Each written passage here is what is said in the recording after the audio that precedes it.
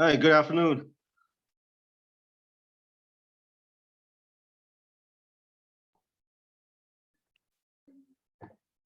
Hi, Nick. How are you?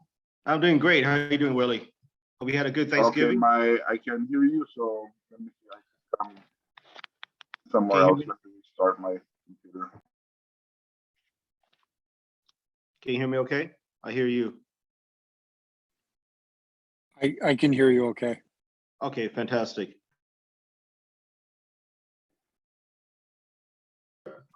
Okay, now I can hear you guys. Okay, great. So we'll give it a couple more minutes, and then Sure. the forum will be yours.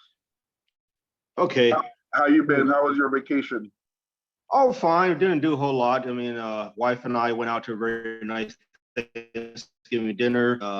Circuit 55 is a great place to go for holiday dinners, and I just kind of relaxed a lot around our house. Didn't do no crazy Black Friday shopping or nothing like that. Nothing crazy. Ah, nice, nice, nice. That's great. Yeah, we were here at the house. I'm a little bit under the weather, but we'll move on. So, Got a little cold going on, but not too much. Be here with the oh, okay, right. family. Mm-hmm. Great. Is Bonnie going to join us, or you're going to just take over? I believe she said she might not be. I know Okay. She was driving earlier, so she might not be joining. Okay, that sounds good. I see a couple of people joining here, and hopefully we get a little good platform, and we can move forward with this Absolutely. discussion.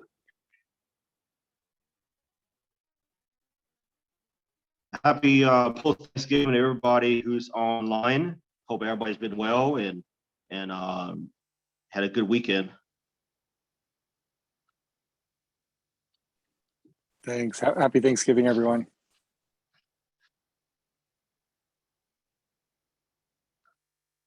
Thank you.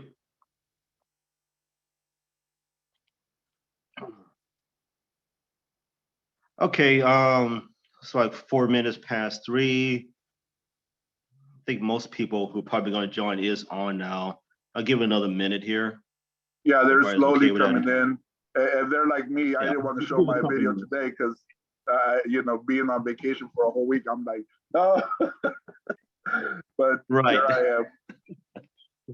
Right. Well, you're back. You made it. Yes. Yeah, we'll give it a couple more minutes. Sounds good. Okay, great.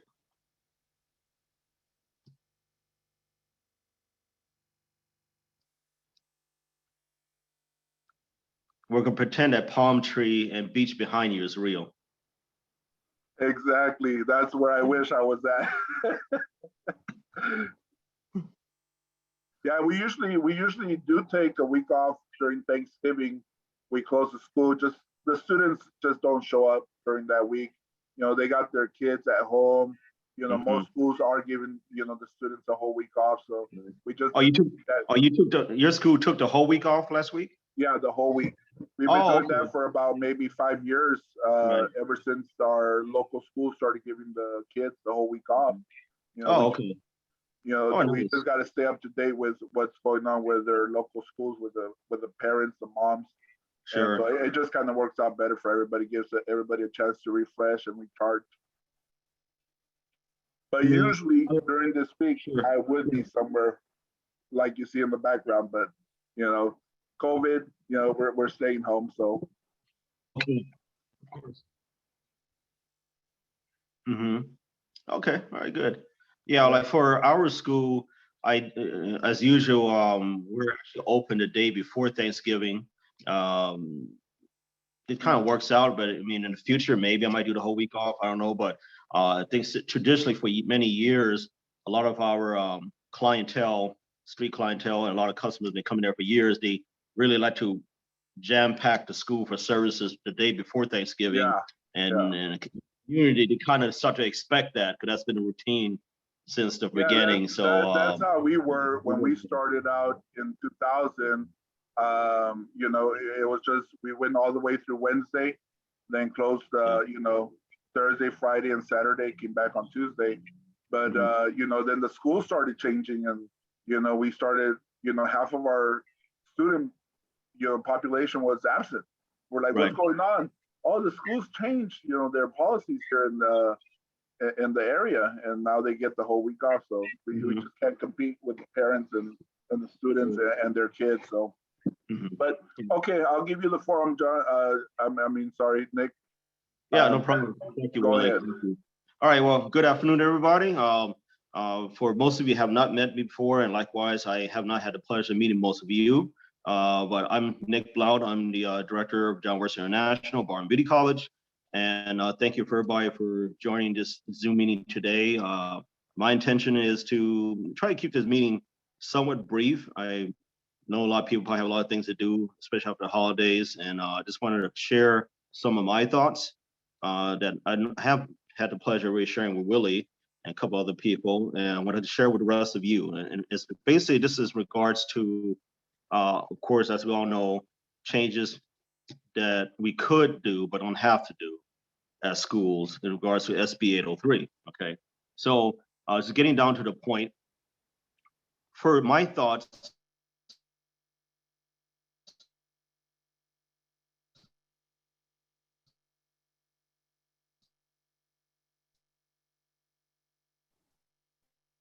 I think we lost Nick for a little bit. Let's see if he comes back. states that in purpose minimum requirement after January approval is 1,000 hours. Nick, can you hear me? 1,000 hours, but 1,000 hours over. Nick, I can hear you, Willie. I think we're having a problem with Nick's connection. Yeah, I think your internet connection is a little bit slow, Nick. You're coming in. Oh, is it? I'm sorry. Okay. Yeah. Okay, sorry about that. Can everybody hear me now? Can you hear me now? Okay, great. Okay, so I will back up a little bit. I apologize for the interruption in connection. So as I was saying, the main topic that I would like to discuss in this brief Zoom meeting with everybody and share my thoughts and definitely hear feedback from everybody else is the part of SB803 that pertains to school hours. We don't have to drop down to 1,000 hours or anything below 15, but it gives us the option after January 1st with approval, as was already mentioned in the previous Zoom meeting we did, to drop hours down to 1,000 or something less than 15, maybe down if somebody want to drop down to 1,100, 1,200, 1,250, etc. Now, I want to share with everybody my thoughts about that. Okay, so for starters, let's please all keep in mind that, and I'm gonna say something obvious here, but let's please all keep in mind that if there was never any SB803 or SB803 approved passing, we really wouldn't be talking about this stuff. We just wouldn't be. All of us would be moving forward, doing business as usual, running our prospective schools, graduating our students, getting them out in the field like we should, and without all these recent concerns and different topics coming up with SB803. But now we're here. And one of the things I would say that is good about SB803 that did work out in our favor is that at least we have leeway, okay? And as we should, as people who are running these schools, that we don't, the state of California is not telling us that, hey, you must drop your hours down to 1,000 or must drop it to 1,200 or 13, etc. It's basically saying the hours must be at least a minimum of 1,000, okay? So let's please all keep that in mind. My standpoint is very simple. Since we are not being required to drop our hours down to 1,000, I say we should keep it simple to ourselves and to our schools and to do justice, I believe, education-wise to our great students, being not move our hours.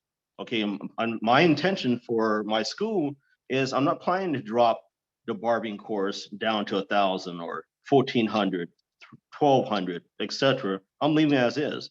And of course, there is the topic that came up recently for those schools who has a cosmetology program like mine, that, okay, there's some NACA requirements, you may have to drop it down by 100 hours, down to 15 from 16. Sure, that's a different topic. But generally speaking, pertaining to SB803, we don't have to down below 500 hours. And I don't think we should. So please allow me first to say some reason why I think we shouldn't, okay, and why I'm not. First, 1,500 hours, as has been, we are very aware as schools as to what the pass rate looks like when they leave our school, graduate, they go to take the state board exams. You got some mixed results out there. Okay, on the average, the pass rate out there is around that 50% range. Okay, on statewide. I'm not talking about anybody particular schools. Sure, some schools got pass rate higher than others. We're talking about across the board, across the state of California, living on the 50%. Okay, and that's with the current level of education hours they're getting. So let's use a little logic here. And I'm gonna speak in general for everybody right now. I'm gonna say, without knowing any of you, I'm gonna assume that everybody here is like me, where our intentions, we have the best intention for our students. We want our students to pass the state board exam. We want them to go on to a great career, get the license, all that stuff. Okay, that's saying the obvious here. With that being said, in my mind, I don't see logically how, if we reduce the amount of training on any level for our students, it's going to result in some kind of improvement to them passing state board exam or improvement in their knowledge level. Okay, you know, and I'm sure somebody might be able to say different opinions, whether right or wrong, about if you drop it down, maybe we can alter something one way or another and kind of fit everything in. Sure, maybe, but logically, why would we do that? I mean, I think that you'd be opening up a potential problems. Okay, we take 1,500 hours, let's say barbering, and let's pretend we dropped it to 1,250, 1,300 hours, whatever. And then we're going to expect to see the same or better, which we should always be shooting for better results in passing the state board exam. Is just not logical. Second reason I would say why it's not a good idea. Another reason why I think it's not a good idea to drop the hours is because there is the issue of, not all, but I'm gonna say most students, I'm gonna say definitely true for my school, apply for and use the FAFSA financial aid program to help them get through school. Okay, when I say financial aid, of course, we talk about Pell Grants and or student loans subsidized or unsubsidized. Now, my school, okay, not speaking for anybody else, we give them all their financial aid option or whatever they qualify for, let them make an informed decision, but we do inform them all the different aspects, as we all should, of the difference between Pell Grants, a subsidized loan, unsubsidized. Now, we all know financial-wise, subsidized loans are more favorable for students. They don't have to accumulate interest rate while they're schooling, et cetera. So I'm not going to dive into that. Everybody here, I would assume, knows very well how that works. So I'm not going to bother people with that. Okay. But now if we were to drop hours down, it's going to make it more difficult, if just running basic numbers here, on how much Pell a student could qualify for those who do qualify for Pell. And a lot of students do qualify for Pell Grant. Okay, you know, it was just more preferable to most of the applicants that we receive, at least, to, instead of taking too many student loans. Okay, I mean, I again will speak for my school. I'm sure there's similarities with a lot of you out there. The average applicant applying to my school wants to take out either the very minimum amount of loans or none at all. Okay, and for logical reasons. You know, there are a lot of people who apply to my school, I'm sure yours too, are, a lot of them are fresh out of high school, some are not, some of them later on down in life, etc.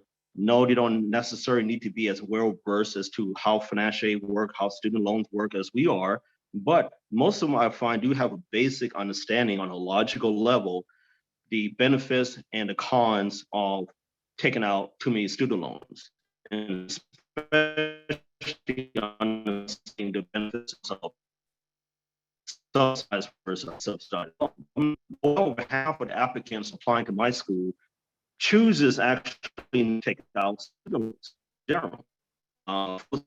Prefer go the Pell Grant route. For those who do take the Pell Grant route, whenever possible, we do offer them a payment plan on the remaining portion, or they could pay off the remaining portion. There's different ways to go about that, okay, out of pocket. And that's optional if they want to go that route. We never try to force that on anybody. I'm sure just like many other schools. Now, first, the student loan route, some students do choose to take out student loans, okay? Vast majority of the time, they're going with the subsidized loans, for obvious reasons, okay? Now, if we were to hypothetically, let's say hypothetically, I were to take my barbering course and I drop it down to, I'm just gonna make up a number here, 1,250, okay? There would be, for the average applicant, less Pell Grant available to them, okay? So less Pell Grant available to them. Now, as an applicant, they have to look at the options of, do they take out more loans? Do they cover all the rest of the loans, et cetera, which leads in the long run, more student loan debt, okay? Most of my applicants don't want to do that. Most applicants to take out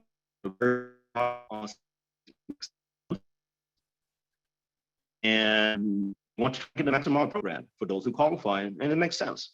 I understand that. I respect it. Okay, Muslim barbering coffee in it. I was really, once they get the license, they get out there in the real world. Yes, it's a career that you can make a good living in. We've all seen it. It's a real thing. It's not a gimmick. But with that, they have to build a clientele. Is what you put into it, right? So starting right off the bat, a brand new barber, cosmetologist, whatever, building their clientele, most of them don't want to be stuck with a lot of loans off the bat, and while they're trying to build an income. Makes sense to me. Okay, so I'll say for another, that's another second reason why, as a school, I don't think it's beneficial to my students now and in the future to drop the hours and make them less eligible for a lot of Pell Grants.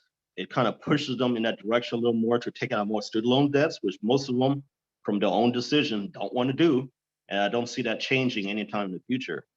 Third reason I will also say is, I know I can say this from my school. I think the rest of you can say the same.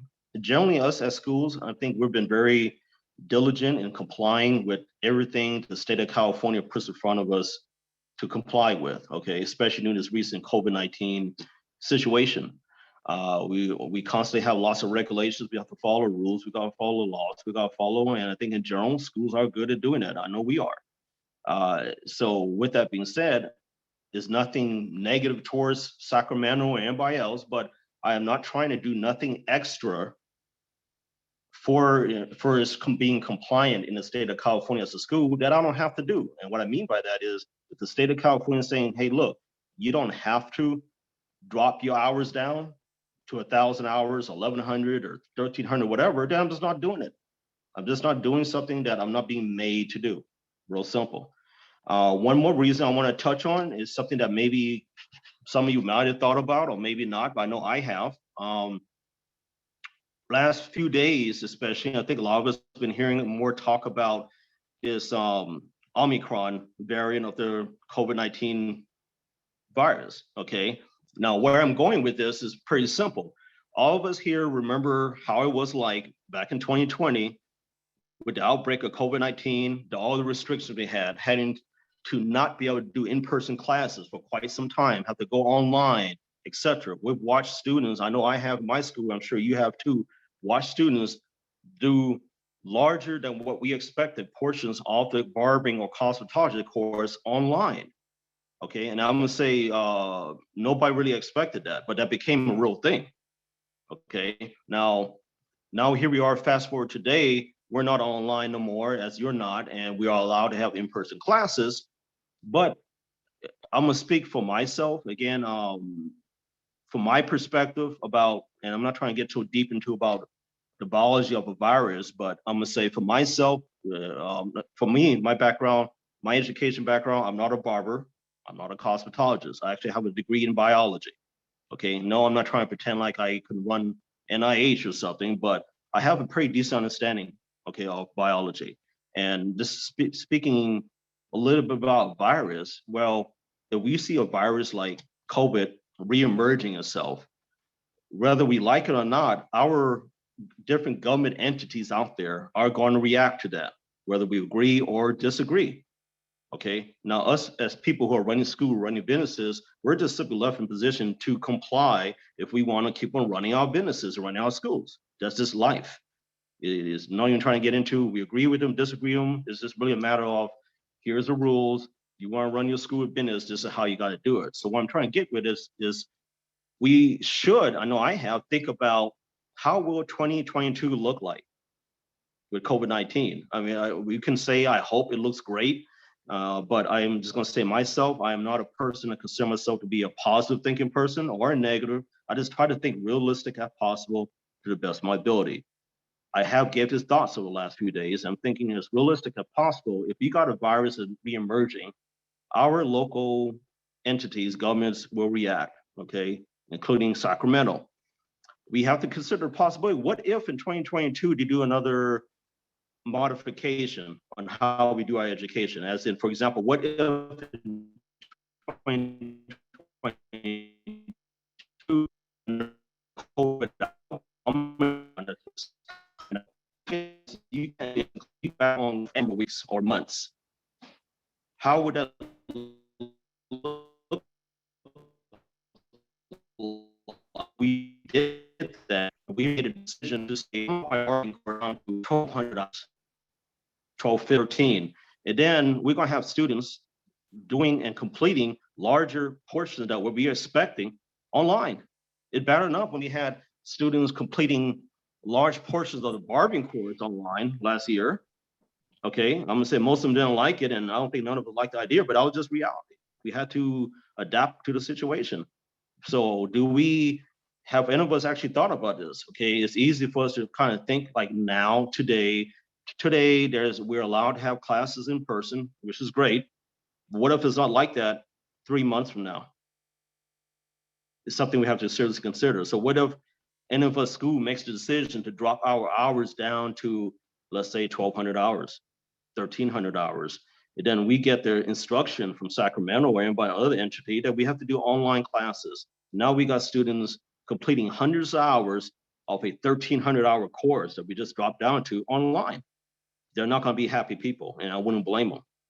It's just something I say we should think about. Okay, I thought about it, and right now I think that kind of like, you ever heard the saying, like, kind of read the room, if you know what I mean? Where I'm standing, that's what I want to do. We come into this new year, different situation. I want to just read the room. I'm not going to make any haste decision to say I'm going to drop my courses down or whatever. And for those various few reasons I just mentioned, okay, I'm just sharing my thoughts. I'm not trying to push it on anybody, but I really think that if we have the honest best interest at heart for our students, it is logical to simply leave our course hours where it is. Again, the state of California is not making us drop in. So to that, we have messages of who,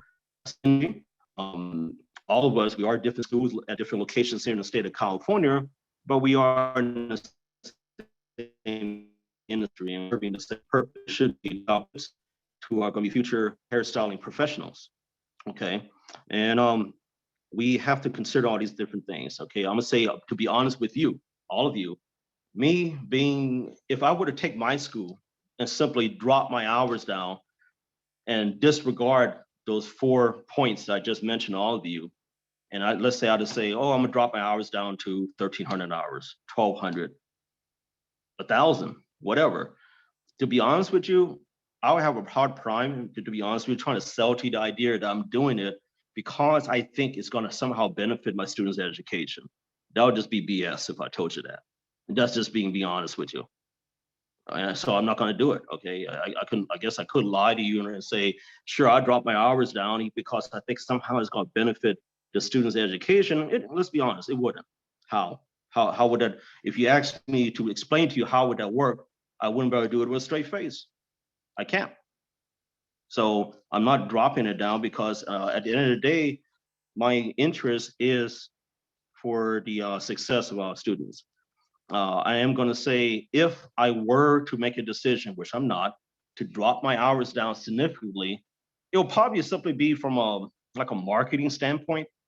Okay, as a business owner, basically meaning like, hey, I got my school, I dropped my barbering course, for example, down to 1,300 hours. Hey, you Willie over there, I hope that maybe some people won't enroll in your school because they kind of look at my school and say, hey, that course is shorter, let me go to that guy. To be honest, if I did that, that's why I would be doing it. It would just be a marketing standpoint. And I'll be honest with all of you, I don't know none of you. Okay, you don't know me, but I have zero intentions of being that kind of guy, that type of business owner to try and somehow do a marketing tactic to see kind of sap away some potential students from one area to another. I'm just not doing that. I'm not trying to do that. I honestly, without knowing any of you, really wish all of your schools the best of success, wish all of your students the best success, wish you the best of success.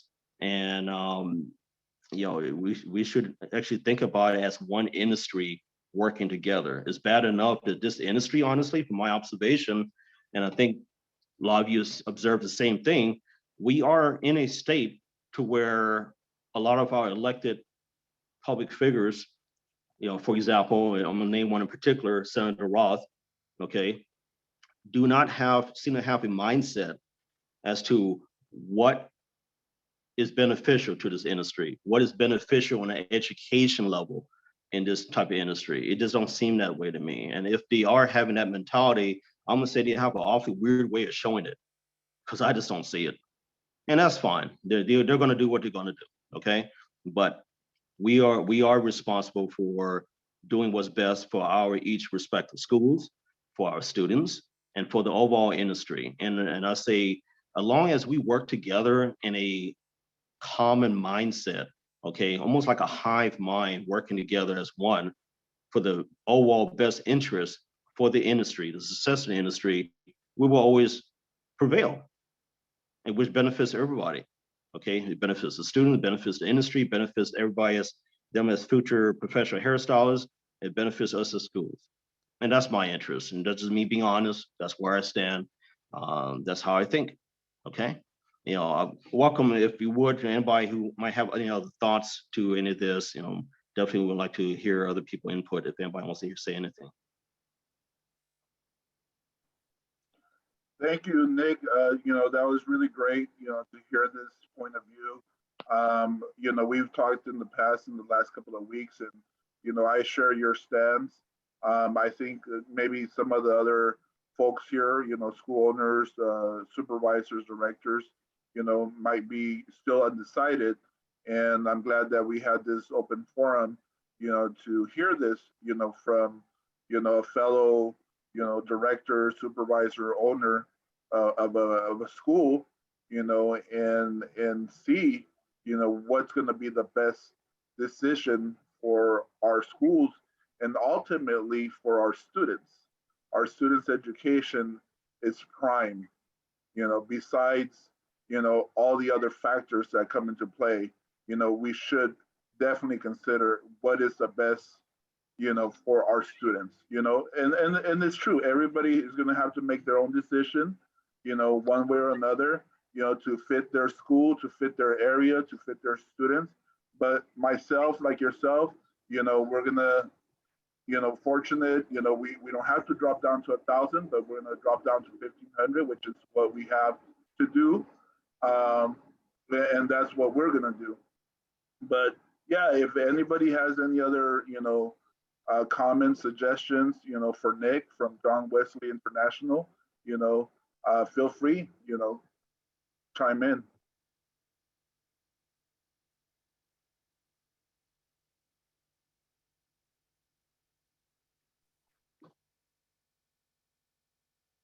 I know I've spoken to a couple of you guys here, in the past, and I know we've shared this sentiment, but things are changing rapidly, as far as what Nick mentioned, what is my neighbor going to be doing? What are they going to be doing? They're 5 miles down the road, 10 miles down the road. Am I going to be able to compete? Am I going to be able to succeed in my business? Are they going to take away from my business? Are they going to take? So it's a lot to think about. It's a lot to think about. It's sometimes I can say it does get a little bit scary not knowing the future. So whatever decision that you guys do make, I think if we take into consideration, our students' best interest, you guys will make the best decision for your schools. But like Nick said, we have a whole month, to make that decision. I think if most of you guys are here, it's because you needed to hear a little bit, from him, and I'm glad that he was able to speak a little bit on this topic. Thank you, Nick. Thank you. Thank you. If you guys have any questions, feel free to ask, even if it's not regarding, the hours, if you guys have other questions, other concerns, I'm pretty sure Nick or myself can help you out. I see Mr. Reagan's over there having his hamburger. That's great. Yeah, we'll be here, in case you guys have any questions. If not, I'll go ahead and post this, great, summary from Nick Blount from John Wesley International. I'll post it on YouTube so you guys can share it, with your staff, your supervisors, directors, and fellow, school owners.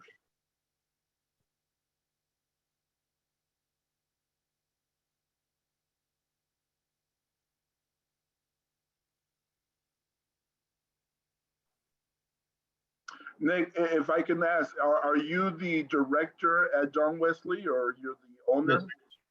Yes, I'm the director of John Wesley, yes. Okay. Oh, wonderful. Okay.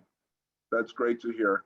So, I'll be here for another maybe 5-10 minutes, if anybody has any questions, again, like in our last meeting, if you're camera shy, I'll be here, in case you have any questions or any concerns. Nick, thank you once again, for sharing your thoughts, your concerns, your suggestions. And hopefully, maybe in about a week or 2 weeks, we could have another general meeting, just to address any other issues that any other schools or, questions that anybody else might have. Sure. Well, thank you likewise to you. Thank you for having me. Thank you everyone else for having me. And I would say, wish all of you success, all of your students success. We don't talk again. Have a happy upcoming holidays coming up. And like I say, just give it thought. The last word I'm gonna say about it, just give it thought. Okay, our schools, you do in generally get told enough what to do by the state of California. Sometimes good, sometimes bad. So in this particular instance, state of California is not making us really do much of anything for dropping hours. So we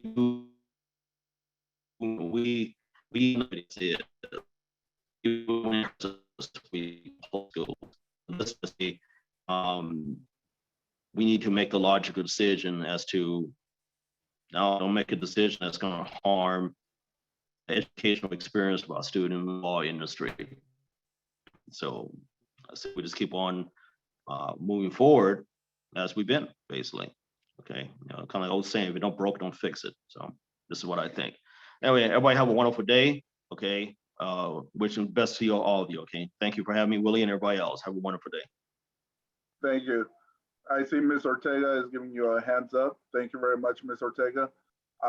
Okay, so I'll be here in the next couple of minutes, and hopefully, if you do have any other questions or other concerns, I'll be here. Hopefully I can help you or direct you to the right place. All right, thank you, sir. All right, take care, Dick.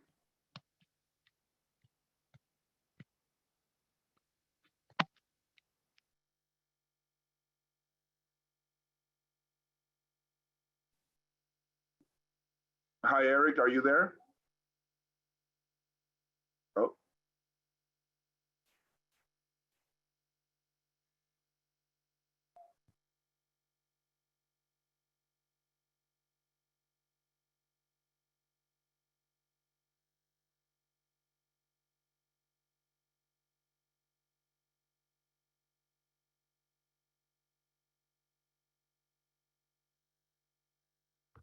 There you go. Willie, How are you, Joe? I'm good. Yourself? Great, good seeing you again. I knew I recognized that name. I said, he must be waiting to the end. Yeah, Nobody's here. nobody's here. I learned a long time ago, go to the right end of the horse if you want the information, okay? That's what happens when you deal with us old guys. So, couple questions. Yes. The gentleman who owns all the Paul Mitchells in the LA marketplace, who was talking about a class action lawsuit, what happened there? So his name is Paul Mentia. Yeah. I did talk to him a couple times. He came back and expressed to me that this was something that could be done. It was going to be expensive. $550,000 was going to be the cost. So he was going to talk to his other franchise owners Mhm. with the Paul Mitchells and see if they could move forward with it. But I didn't think he got enough support from their own franchise owners. So it was just something that could not be done. He spoke to a retired justice and gave him all the information, and they basically told him that yes, this could be something that could be brought up, as far as a class action lawsuit. But unfortunately, the number one thing that we have to deal with is the money issue, Yeah. and getting 200 schools or 250 schools together is very difficult. Impossible. Yeah. So that just ended that idea. But he tried. Yeah. He tried to do it as best that he could. But Seemed like a first-class guy. I mean, and oh yeah, the thing that everybody keeps talking about is, about the poor students. And I understand, and I've been doing this for a long, long time, over 60 years now. And I had the school, my first school in 75. And I do have a lot of respect for the students, and I want my students to do good. But if I cut my tuition 40%, I agree with Mantilla, I'm broke. yes, yeah. I mean, No, So I we think can talk about those poor students, but if I cut my tuition 40% or 35%, Yeah. I mean, I run Michelle runs a pretty tight ship, and we have a good bottom line, but not 40%. yeah, yeah.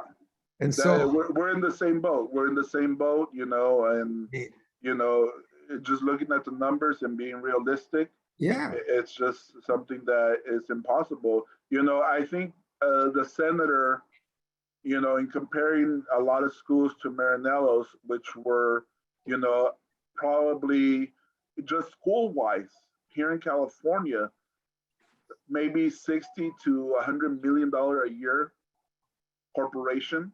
yeah, So maybe he thinks that most of our schools are in the millions of dollars of profit, which is unrealistic. yeah, it's unrealistic. I mean, I don't know. Do you know, or have you ever experienced any profession or industry where they've cut the education 30 to 35, 40%? And I've been like with, chiropractors or with, I think it's always been the opposite. They Yeah. keep adding, I to make, don't think, education. yeah, and when I went to barber school, it was 1,250 hours.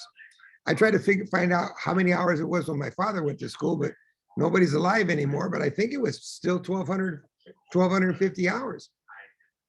When they added the hours is when they put all the chemical stuff on it. They took it to 1,500, but Yeah. to drop it 1,000 hours, Michelle, to drop it 1,000 hours, I never heard of a government saying it's better to lower by this amount education, and it's going to make it better. I mean, I don't know. Yeah, it's unfortunate, but there's a lot of money behind these politicians, which I didn't want to see it.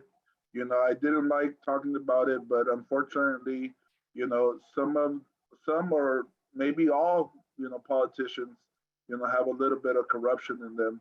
It didn't seem we were, gaining any leeway with any of these politicians, assembly members, senators, all of our letters that we wrote, all of our emails that we sent, not one.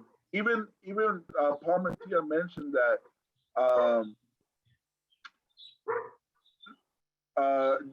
John Paul, was talking directly with a couple of senators. That didn't make no difference. Yeah, I mean, No I know difference Bella's. whatsoever. I know Bella's. They've got some political connections. Yeah. I know, and I know that Paul Mitchell here in town. I mean, I can't think of his name, but they're politically connected, those people. And no, I mean, when it's all said and done, I mean, they even took away the examination. I mean, so now, I mean, I have a student that passed the written test and failed the practical test, and they're going to send him a license. So, Yeah. I mean, he already proved to the state that he's not capable of, Yeah, and he says, I have the same situation, and I'm they just thinking, told me they yeah, have to wait till the first, and then they'll just get their license, and then that's it. And I'm Yeah. like, well, I mean, you know, so what can we none, do? none of the, that's why I don't know what went wrong. I mean, I don't see how this is going to help the chains at all. I don't see this helping the chains unless everybody drops to 1,000 hours. But even then, they still got to go to school. I mean, I don't know that what's going to take 2 months or 3 months off of their course. So Right, right. they're gonna have a 7-month course instead of an 11-month course, but that's not going to solve the change. And 2 weeks ago, we had one of the chain companies come into the school and talk to the school. And when they got all done talking, then they left. The student says, I wouldn't go there. They're not going to go there anyway. Yeah. You could, they can make the course 200 hours. And when they get done, they're going to go out and work in these urban shops or high-end shops or wherever, where they can be independent contractors or both. Exactly. They're not Exactly. gonna, The chain salons want somebody to just, and I'm going to make the comparison to McDonald's, but they want somebody, okay, all you're going to do is you're going to flip burgers. All you're going to do is you're going to cook fries. Yeah. All you're going to do is work the register. That's it. They want, a production line, and unfortunate, that's the mentality of these franchises, big corporations. They're looking about making, a little bit of money, but overall, in the big picture, in the big scheme of things, they're making billions and billions of dollars, And so for them having, students, what they wanted no license to cut hair. Yeah. And then the money they'll pay them will be not very much. Yeah, no minimum wage. The least, they'll pay them as least as they possibly can. But they're still not going to get the bodies. I mean, these people that even they go to they work for them for a while, take some of their education, then they leave and go find a booth renter or an independent contractor job. I have a good example. My cousin, she graduated from our school here in California, moved to Delaware. She works at a Supercuts over there. Nothing wrong with Supercuts, and what they do and how they train their people. She gets paid minimum wage over there. I think minimum wage in Delaware, I think it's $8 or $9 an hour. Mm-hmm. She's responsible for 3 haircuts an hour. 3 haircuts an hour. Yeah. Yeah. Imagine the profit that, that business is making off my cousin. Oh, She yeah. says she makes more money from her tips than what they actually give her in commission. Yeah. So it's crazy. I mean, it makes no sense at all. And not one bit. For you to be independent or go and work and let's say, she makes the $15 that California, is going towards next year, $15, and they charge $20 a haircut. Times 3, that's $60. So they just made $45 profit. She's working for 30%. Yeah. Well, it's the same thing, here when Roosters, which is a division of Regis, opened their men's hair salon. That was a big thing coming to San Diego. They opened it. They sent all their cosmetologists to my barber school for a crossover course. I have a 400-hour crossover course. And a lot of the women were single moms with kids and they needed a guarantee. And it made sense to me. And they went there. But they ran out of the ones that wanted to be crossovers. They ran out of that group. And they had scheduled to open 5 stores in San Diego. They stopped when they got to 2. I mean, it's not that they haven't tried it before. Fantastic Sam's has had barber shops and beauty shops in their stores for years, but they can't get nobody to work there. You go see one and you got 2 people working there, and usually they're the kind of people that you wouldn't hire anyway. They've got issues. And so, I mean, I just don't, I can't put my finger like that guy Nick said on what they're trying to do. I can't, Yeah, when I talk with you and you say, it makes no sense. And Yeah. so, and unless there's something hidden that I can't see or figure out. A lot of my students, when they graduate from our program, they do go out and they become independent. I want to say a good 20 to 30% will venture out and open up their own beauty salon or Oh, yeah. or barbershop. And that's just the independence that they're looking for. Well, It crosses their mind at least once while they're in school to, hey, I can own my own yeah. business. Oh, yeah. So Yeah, when I do my orientation, I always ask them, and everybody puts their hand if they want to own their own. I've got probably, we graduate probably 60 students a year. It's a small school. Michelle and I have been doing this for 20 years now in this school. And probably I would say 5 to 6 or 7 of them actually will buy a barbershop before they get out of school. I would say the balance of them will split between booth rent and commission. And there'll be 3 or 4 maybe that will go to work in those chain shops, but they don't stay very long. And yeah, and some of them, will rent their own booths. yeah, in San Diego, they give you, booth rental in San Diego has become a big thing. When we had all that problems with the independent contractor law and all that, and now these shop owners start them out, and they, you pay so much the first month, and then you pay so much the second month, and they graduate them up to where they get them up to full rent, and they help them build their clientele.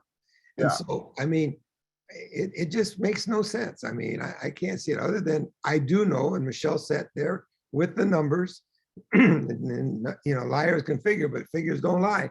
And she says, if you cut the tuition from 1,500 hours to 1,000 hours, here's how much we're going to lose. Yeah. Period. There's no way around it. Now, you say, if we can pick up 25 more students, then we'll be even. But now you've got to hire somebody to train the 25 students. So now you got 1 or 2 more instructors and more hours, and then your costs go up. So it won't work because and it's not like, I know this idea came out, a couple months ago from, different owners and directors that, lowering the hours to 1,000 and then, getting 30 to 40% more students, would cover the cost. Yeah. But in reality, the student that will be at your school for 1,000 hours or the 1,500 hours is going to be the same amount. Maybe you might have a little influx of 5 to 10%, but it's not going to be that all of a sudden, hey, the course is now 1,000 hours. Yeah. Let me go join because now it was 1,500, now it's 1,000. It's 2 months less, and now I'm going to join because I'm going to finish in 2 months early. I agree with you 100%. We're not going to see a 40% increase in people wanting to go to barber school or beauty school. It's not going to happen. So, Joe, let me ask you a quick question, Ms. Ortega, who's still here on the line. I'm not too sure, but I'm almost positive that the practical is completely gone, even for the manicurist, the nails, and the esthetician. I'm almost pretty sure because they're selling all their equipment from the Glendale office and I believe their office in Fairfield, as far as the practical. So I'm assuming that all exams for the state board will all be written. Not too sure if you can confirm that information, Joe. From what I understand, my students now are getting letters telling them who to call in San Diego to schedule their written test. I've got 2 more that go up next week, and that's the last. That's the last actually. Yeah. But as far as, do you have the nail course or esthetician, or it's just all barbering? No, just barbering. I just have just all barbers. Okay. Yeah. I think Ms. Ortega, I'll ask Christy on that question. But I think they just didn't include it in the bill, and they're gonna include it in the cleanup bill early next year. But I'll confirm with her, and then I'll send a message to everybody via remind. Okay. But Joe, good talking to you again. You know, Anything comes up, call me. You know, I do go to Tijuana every once in a while, so Stop maybe by, stop by, I'll buy you a taco. there you go. We're right off of the 5. You get off the 5, 3 minutes, you'll be at our front door. So love to have you anytime, anytime. Where are you at in San Diego? Where? Fifth, between 5th and A and Ash on 5th Street. In Chula Vista or? No, San Diego, downtown San Diego. Oh, downtown San Diego. Okay, I know where that's at. Yeah. Okay. All right, Joe. Miss Tina, Miss Ortega, Gail Miner, and the care. iPhone that's there. We'll talk to you guys later. Hopefully in the next week or two, we might have another meeting just to see where everybody's at. Just another open forum just to answer any questions or help anybody else out. Thanks, Willie. All right, you guys have a good day. Take care.